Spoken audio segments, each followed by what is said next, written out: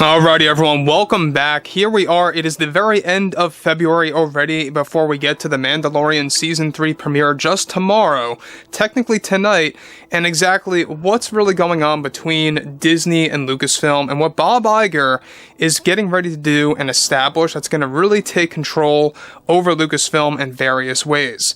This is Mike Zero. Subscribe if you're new and like this video to see future Star Wars updates. I'm also on Twitter at Mike01. I thank you also very much for the great and kind support. Now, we know that Bob Iger is creating a major revamp of the Star Wars roadmap. Basically, what he's allowing to happen is John and Dave to do whatever they need to do to draw Star Wars fans back, and to also make fans that are already invested in the franchise to become even all the more excited about what's on the edge of the future for the franchise as well. So, when we look at everything about what Bob Iger has been pre-planning, he too has been teasing a lot of things, much like John and Dave have, and how a lot of this has to do with bringing back movies again, and bringing Star Wars back to the theaters, as well as, you know, kind of just boosting up their amount of Star Wars shows as well to work in simultaneously. However, when it comes to Lucasfilm as a company, Bob Iger is doing something pretty impressive that's going to take place over the course of the next 2 years that's really going to change the face of the franchise.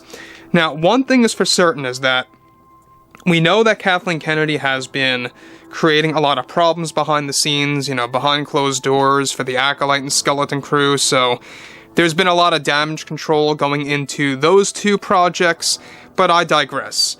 What's even all the more exciting about all of this is what Bob Iger is doing behind the scenes. So, with Disney CEO Bob Iger making many changes behind the scenes at Lucasfilm, he is also getting prepared to make some significant announcements at D23 later this year.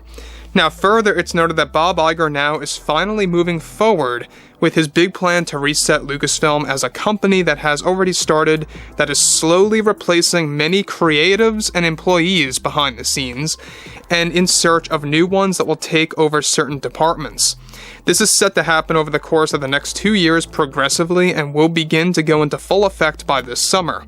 With Lucas already slated to become the head of the story group in 2024, John and Dave have gained multiple new privileges at the company that, of course, allow them to make certain key decisions for the roadmap and creative aspects of the Star Wars franchise for its departments to be transformed on how Star Wars will be handled and respected.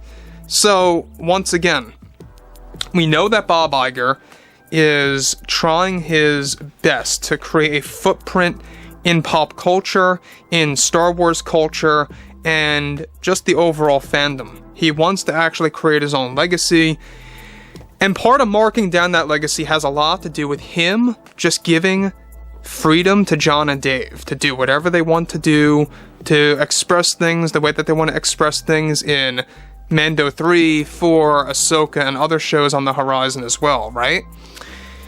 And as much as I am a skeptic and a critic over Bob Iger, I do gotta say I have to give him a lot of credit for at least allowing John and Dave to do whatever needs to be done to turn things around, no matter how long it takes, no matter how many man hours it takes to really get these projects out and quality driven. That's all that I really care about. I don't care how long it takes.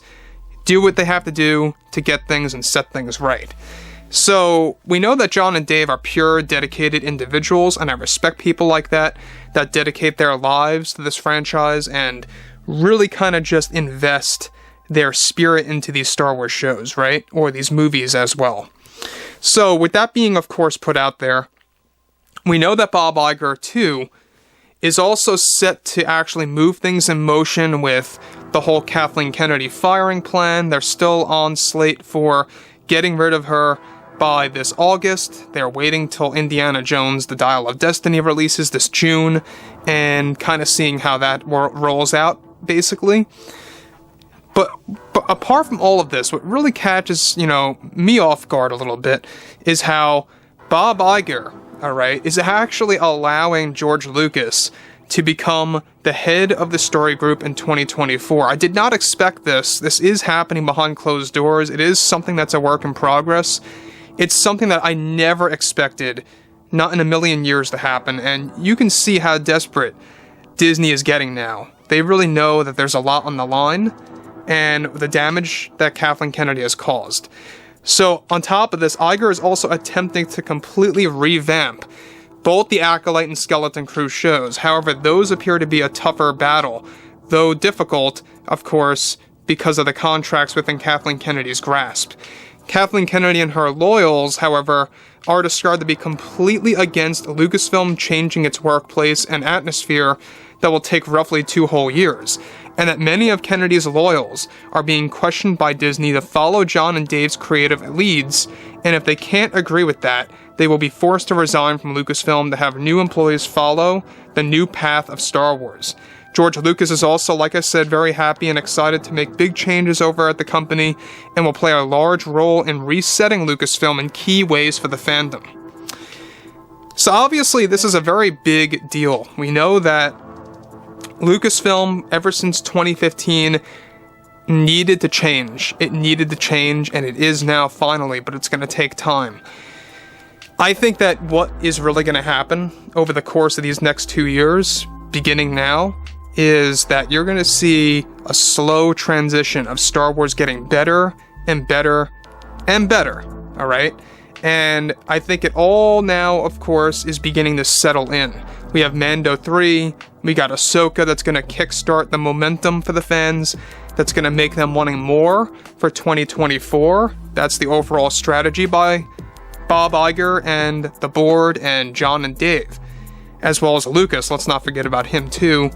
So there's a lot of great things coming out and about this, because given that Kathleen Kennedy only has creative control over shows like the Acolyte and Skeleton Crew, alright, she's really trying to actually battle her way through those shows, because she's having a tough time with production, a very hard time with some of the reshoots and the rewrites taking place as we speak. So obviously, you know, Star Wars is going through a lot of change, and for the better, given that John and Dave are leading almost every single project moving ahead, except for Andor Season 2, which is a Tony Gilroy project, mind you. But even Gilroy, by the way, is in discussions with Disney and the board to actually have his own slate of Star Wars shows and projects, so that's another good thing. So I think that at the end of the day, there's a lot of motive here. We have, of course, you know, Disney realizing that things absolutely need to transform as soon as possible, and that's exactly what's happening right now as we speak. But they also realize that there are fans that are very unhappy, and a lot of them are hardcore fans, and the hardcore fans are like the segment of the fan base that truly supports the franchise, and if they're not satisfied, you don't really have a structure there, so they have to keep that intact. They know this. So overall, guys, you know, let me know what you guys have to say about all of these scenarios below in the comments, what you guys have to say about Bob Iger's big plan for Lucasfilm to change and to be reset. And if you guys did enjoy the content for today, make sure to drop a thumbs up on this video to support the channel. I thank you all so very much for the kind support, and I'll catch you guys next time.